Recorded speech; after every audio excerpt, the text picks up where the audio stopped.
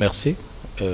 Permettez que je remercie la FAO, d'abord qui nous a fait confiance pour l'organisation de la 29e conférence pour la région Afrique en avril 2016.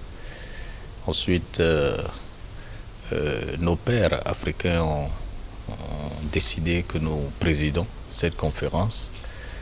Et dans ce cadre, nous aurons à présenter le rapport de la 29e conférence à la 40e session de la conférence de la FAO demain.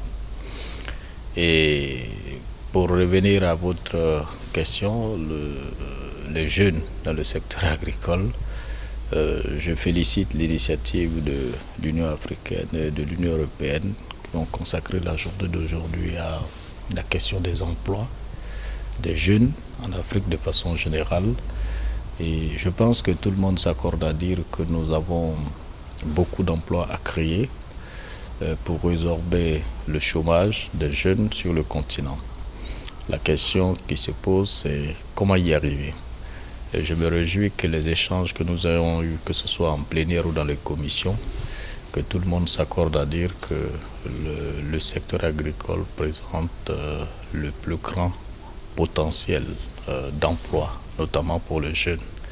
Et ce que nous avons fait cet après-midi, c'est de voir comment rendre ce secteur attrayant pour les jeunes. De notre point de vue, il y a deux façons.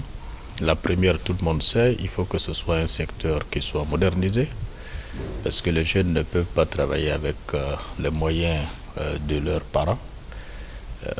Mais la deuxième chose, il faut que ce secteur soit surtout rentable pour les jeunes.